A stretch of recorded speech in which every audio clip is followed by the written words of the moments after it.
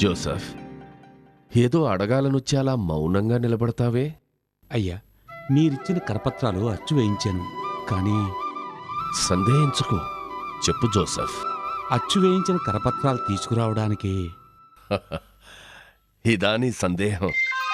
డబ్బు కావాలని అడగచ్చుగా.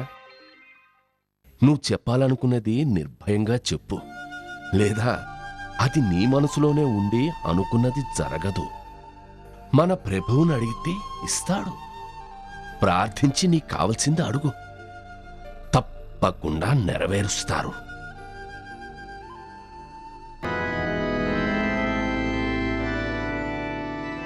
ఆమీన్. జోసెఫ్, ఇప్పుడు వెళ్ళి ఆ పెట్టి తెరిచి చూడు. అలాగే అయ్యగారు.